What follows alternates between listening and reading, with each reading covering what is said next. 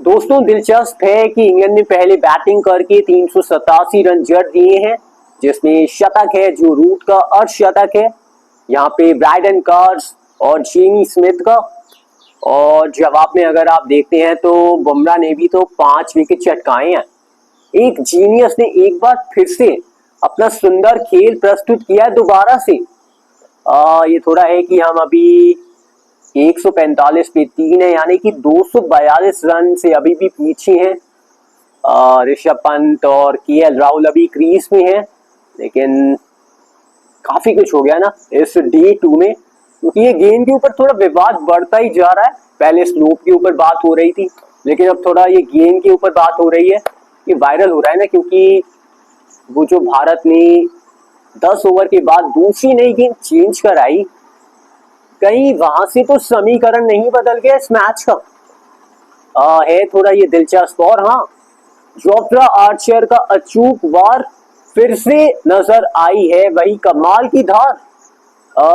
4 साल के बाद विकेट लेने में कामयाब हो पाए हैं जोफ्रा आर्चर, और चलता किया है डैश बॉल के सामने जैस बॉल को।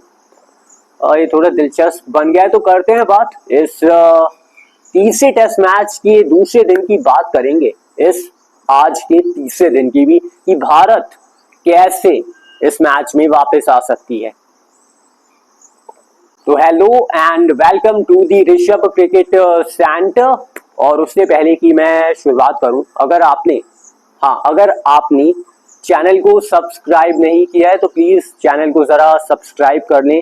नोटिफिकेशन की घंटी को दबाना मत भूलना, उसको भी दबा देना।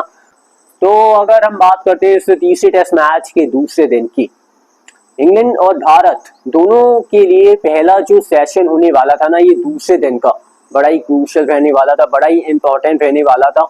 और स्पेशली भारत के लिए, क्योंकि भारत ने तो यही सोचा होगा कि यार सुबह आएंगे और कोशिश करेंगे जल्द से जल्द ना इस दूसरी नई गेंद से वो 2 विकेट तो निकालें, लेकिन 2 नहीं 3 विकेट निकाले, बहुत जल्द ही निकाले। क्योंकि जब दूसरे दिन के खेल की शुरुआत हुई तो इंग्लैंड 251 पे 4 था, और फिर कुछ ही देर बाद अगर आपने स्कोर देखा हो तो 270 पे 7 हो गया। फिर लगा कि अब तो मौका है कि 300 के अंदर अंदर ही निपटा दो, या ज्यादा से ज्यादा 320 या 330 पे तो खत्म ही हो जानी चाहिए इंग्लैंड की पहली पारी। लेकिन टोटल कितने रन बनाए हैं? 387। हाँ, ये बहुत ज्यादा रन थोड़े कंसीड कर दिए हैं हमने, क्योंकि ये बड़ा स्कोर है दोस्तों। इस लॉर्ड्स टेस्ट में, इस पिच पे ये बहुत ही बड़ा स्कोर है, क्योंकि याद रखना जरूरी है ये हेडिंगली या एजबेस्टन वाली पिच नहीं है जहाँ पे आपको मदद मिले बतौर बल्लेबाज को रन बनाने में। गेंदबाजों के लिए कुछ हो ही ना, यहाँ पे गेंदबाजों के लिए काफी कुछ है। वो स्लोप की जब हम बात करते हैं तो स्लोप भी मदद करती है। लेकिन अगर बात करते हैं 270 पे 7 था, उसके बाद जो एक अहम साझेदारी हुई जेमी स्मिथ और ब्राइडन कार्स के बीच, वहां से मुकाबले का नतीजा, या मैं कहूँ इस स्कोर का समीकरण ही बदल गया। लेकिन उससे पहले अगर आपने देखा हो तो दूसरी जो नई गेंद थी वो बदली गई थी। ये थोड़ा विवाद चल रहा है कि ये जो ड्यूक्स का गेंद है, ये भाई इसकी सीम टेढ़ी हो जा रही है, बहुत जल्दी ये गेंद सॉफ्ट हो जा रहा है, और ये अच्छे संकेत तो नहीं है एक तो क्रिकेट मैच के लिए। क्योंकि एक गेंद यार वो मतलब चल नहीं पा रही है, मतलब 10 ओवर भी नहीं चल पा रही है, वो सीम थोड़ी टेढ़ी हो गई। वहां से मैं तो ये सोच रहा हूँ यार, बदलने की गेंद को जरूरत ही क्या थी। क्योंकि देखो ठीक है, आपका काम क्या होता है कि विकेट चटकाना, और वो विकेट मिल रहे थे ना उस गेंद से। आपने आउट कर दिया था जो रूट को जिन्होंने शतक लगाया, बेन स्टोक्स। भाई ये इनका ना थोड़ा ये मत देखो आप, ये जिस तरीके से मतलब बिहेव करते हैं जब आउट हो जाते हैं, इनका जो रिएक्शन होता है ये बहुत ही ये ऐसा करते हैं कि मानो कि कुछ अजूबा हो गया हो। क्योंकि ये कभी मानते नहीं कि यार मैं आउट हुआ हूँ। जब भी आउट होते हैं तो ऐसे यार ये क्या हुआ ना, ना गेंद नीचे रही होगी या गेंद थोड़ा ज्यादा ही उछल के आ गई होगी। ये रिएक्शन ही ऐसा करते हैं कि आप समझोगे कि यार ये कुछ अजूबा हुआ है। लेकिन ये मानते ही नहीं कभी कि मतलब अच्छी गेंद थी और मेरी बहुत बड़ी गलती थी कि मैं जिस तरीके से आउट हुआ नहीं मानते। और फिर देखो अगर आप देखें तो क्रिस वोक्स को भी आउट कर दिया था ना, जिन्होंने शतक लगाया था 2018 में भारत के खिलाफ इसी मैदान पे। 137 रन की पारी, अब भी हाईएस्ट स्कोर है इनका। तो मैं तो ये सोच रहा हूँ गेंद को बदलने की जरूरत ही क्या थी। जब विकेट मिल रहे हैं, वो गेंद देखो यार स्विंग हो रही थी। अब जैसे ही आपने गेंद बदली, अब आपको नहीं पता ना कि वो गेंद कितनी पुरानी है। पुरानी तो थी क्योंकि हमने देखा कि जो हमारे खिलाड़ी थे वो खुश तो नहीं थे ना उस गेंद से, क्योंकि जब उस गेंद से गेंदबाजी करी तो स्विंग तो बंद ही हो गया।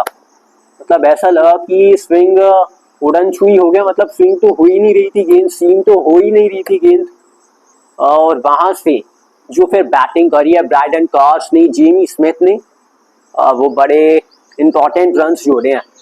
ब्रायडन कार्स पहला टेस्ट का अर्धशतक लगाने में कामयाब हो पाए हैं और पहला भारत के खिलाफ भी लगाया, वो भी लॉर्ड्स के टेस्ट मैच में। भाई शानदार पारी थी।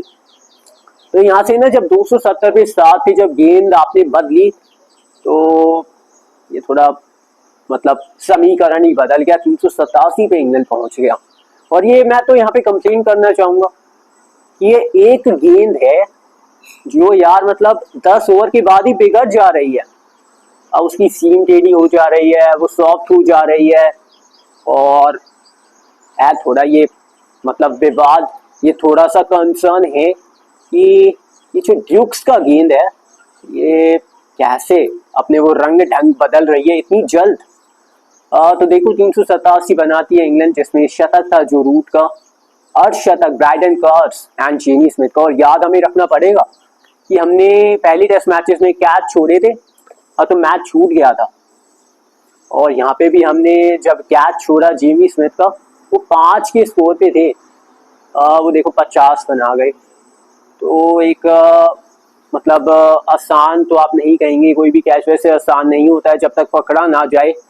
तो लेकिन यार पकड़ना चाहिए था कैच। जो जेमी स्मिथ का वो कैच आया था मोहम्मद सिराज की गेंद पे, ये कैच देखो पकड़ना चाहिए था, क्योंकि कैचेस विन मैचेस बहुत ही पुराना फॉर्मूला है।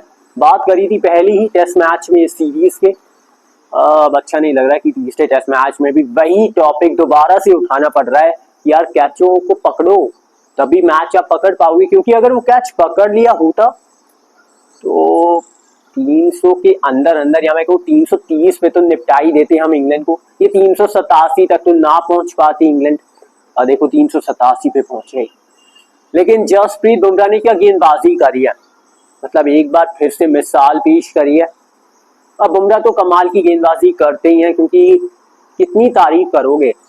तारीफ करूं मैं मतलब किस लिहाज से, मतलब शब्दों में तो बयां ही नहीं कर सकते ना जसप्रीत बुमराह की गेंदबाजी को। क्योंकि देखो पहले दिन जब विकेट नहीं मिला ना बुमराह को, तो वो सोशल मीडिया पे ना कुछ रहते हैं थोड़े से आलोचक, है ना, उन्हें तो मौका मिल जाता है थोड़ा आलोचना करने का। तो वो आलोचना कर रहे थे कि ऐसी पिच पे याद आते हैं आपको जेम्स एंडरसन जो विकेट चटकाते थे, ऐसी पिच पे आपको याद आते हैं डेल स्टेन जो घातक साबित होते थे। वो ऐसे ऐसे थोड़े बात कर रहे थे सोशल मीडिया पे। तो ये थोड़ा देखो यार, वो थोड़ा ना बुमराह अनफॉर्चुनेटली रहे थे कि पहले दिन वो विकेट ना चटका पाए। लेकिन अगर आप उनकी गेंदबाजी देखोगे तो आप कहोगे टॉप क्वालिटी की। विकेट नहीं मिला तो आप उसको खराब कैसे बता सकते हो, ये आलोचकों का तो काम है। लेकिन जो दूसरे दिन जब आए तो वो विकेट मिल गया तो फिर वो अच्छी हो गई। लेकिन अच्छी गेंदबाजी तो हमें मानना चाहिए थी, पहले दिन भी करी थी ना। वो विकेट नहीं मिला वो अलग बात है, लेकिन पहले दिन भी करी थी और दूसरे दिन भी करी है। 5 विकेट चटका डाले एक बार दोबारा से। लेकिन लॉर्ड्स के मैदान पे पहला पंजा था ये बुमराह का, बेमिसाल बुमराह, बूम बूम बुमराह। और बुमराह ने मिसाल एक बार फिर से पेश करी है। बुमराह का कमाल देखने को मिला है। और अगर आप देखते हैं भारतीय गेंदबाजी लाइनअप, बुमराह का पंजा जरूर है और उसमें एक विकेट जाडेजा को भी है। यहाँ पे सिराज को भी विकेट मिले हैं 2, तो ये 2 की जगह वो 3 भी हो सकते थे। आकाशदीप को एक भी विकेट नहीं मिला है। वो पिछले मैच में 10 चटकाए थे, इस मैच में एक भी नहीं मिला है। तो यही वो खेल की खूबसूरती है कि एक दिन अगर आप हीरो हो तो दूसरे दिन जीरो भी बन सकते हो। तो बिल्कुल 387 बनाई कुल मिलाकर इंग्लैंड ने, लेकिन उसके बाद जब भारत बैटिंग करने आती है तो एक मोमेंट प्रोड्यूस हो जाता है।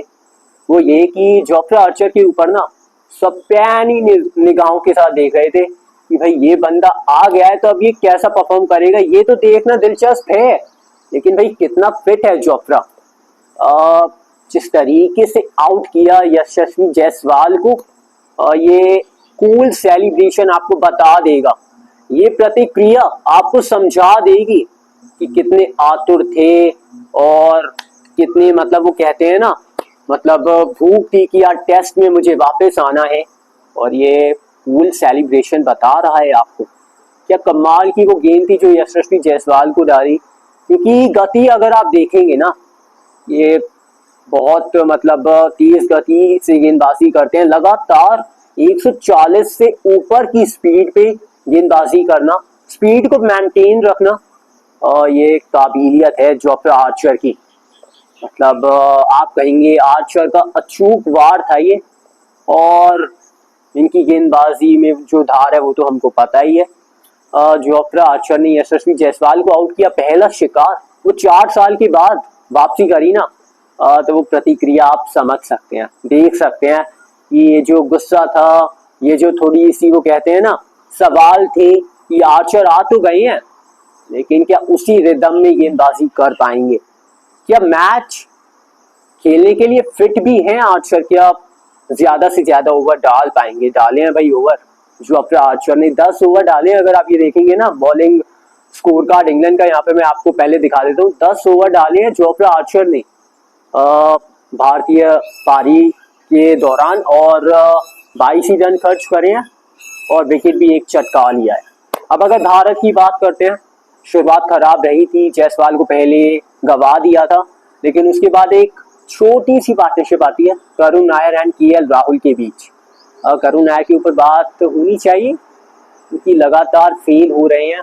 पहले टेस्ट मैच में तो नंबर 6 पे खेलते हुए थोड़ा समीकरण बिगड़ गया था, लेकिन दूसरे टेस्ट मैच में भी अगर आप देखेंगे कितनी पारी हो गई है करुण नायर की कुल मिलाकर एट नंबर 3, तो कुल पारी हो गई है, तीसरी तो पारी है।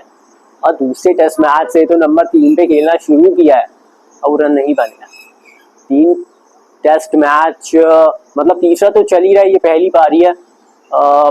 शुरुआत तो मिल रही है लेकिन बड़ा स्कोर, वो बड़ी पारी का अब भी इंतजार है यार। हम सभी भी बेकरार बैठे हैं, करुण नायर कब बनाओगे रन यार, क्योंकि कहीं ऐसा तो नहीं कि इसके बाद कहीं ड्रॉप कर दिया जाए। क्योंकि ठीक है 30 रन 40 रन 25 रन ये आपको साथ तो रखते हैं, वो थोड़ा मजबूर तो करते हैं टीम मैनेजमेंट को, लेकिन यार देखो शुरुआत तो कर रहा है लड़का, लेकिन रन नहीं बना पा रहे हैं। तो वो 30 40 या 25 रन ना आपको ज्यादा देर वो मतलब टीम के साथ बरकरार नहीं रखते हैं, आपको वो ड्रॉप बहुत जल्दी वो होना पड़ता है। तो ये जरूरी होता है कि अगर आप 30 से 40 रन बनाते हो तो उन रनों को ना आप 80 90 100 में कन्वर्ट करो, तो आप टीम में बरकरार रहोगे, नहीं तो आपको बाहर कर दिया जाएगा।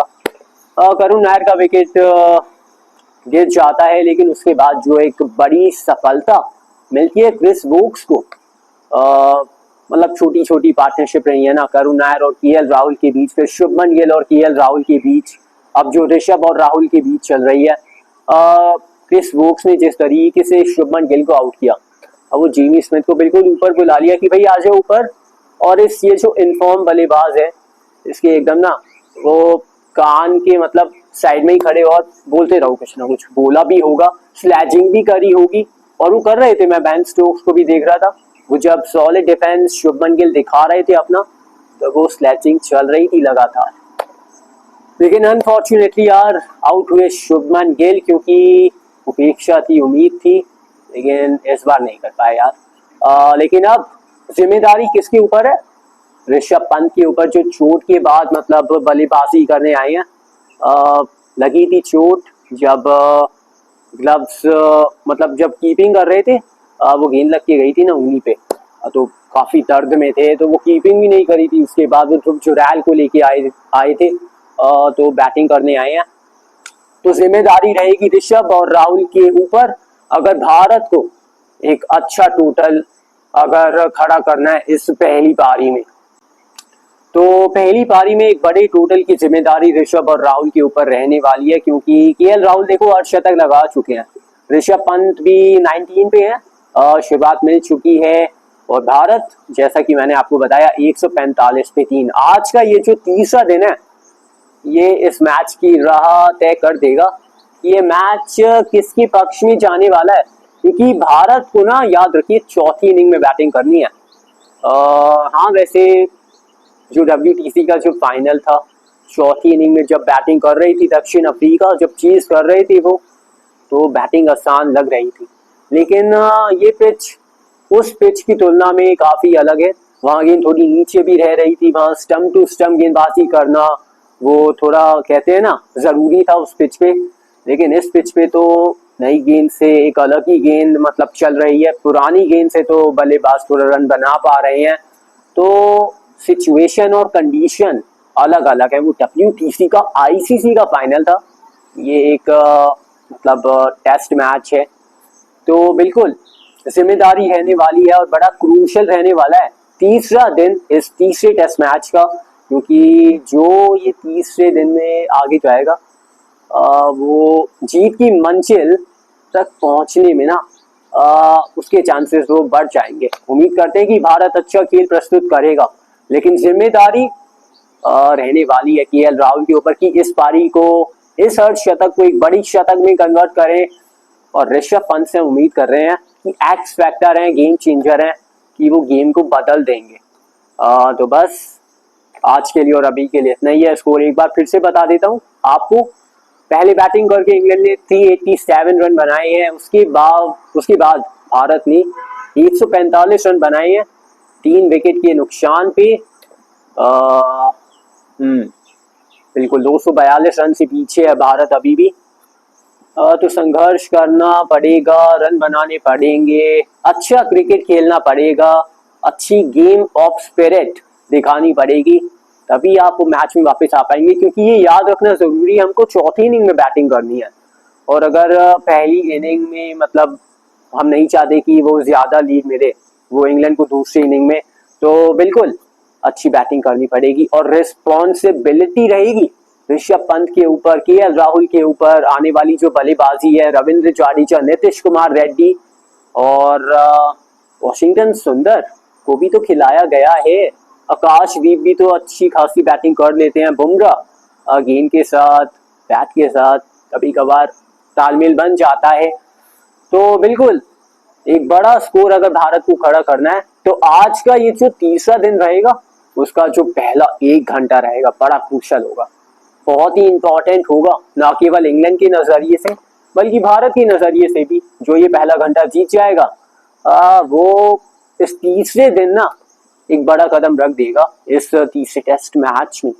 तो आज के लिए और अभी के लिए बस इतना ही है। और अब आप अपने वो 3 काम फटाफट से कर दें। 3 काम कौन से? चैनल को सब्सक्राइब अगर आपने नहीं किया हुआ है तो सब्सक्राइब आपको करना है। वीडियो को अगर आपने लाइक नहीं किया तो लाइक आपको करनी है वीडियो। और अगर शेयर नहीं किया है अगर आपने हमारे इस चैनल को, तो शेयर कर दें फटाफट से। कहाँ पे? अपने यारों के पास, अपनी फैमिली में, अपने फ्रेंड्स के पास, कहीं भी कर दो। जो जिसको आप जानते हो, जिसको आप पहचानते हो, जो आपका दोस्त है, आप फटाफट शेयर करो हमारे इस चैनल को। आज के लिए और अभी के लिए इतना ही है। मुलाकात होती है अब आपसे मेरी कल दोपहर 1 बजे से। हाँ यही टाइम रहने वाला है 1 बजे से। तब तक के लिए goodbye and take care. I hope आपने हमारी वीडियो को एंजॉय किया होगा दोस्तों। Thank you for watching.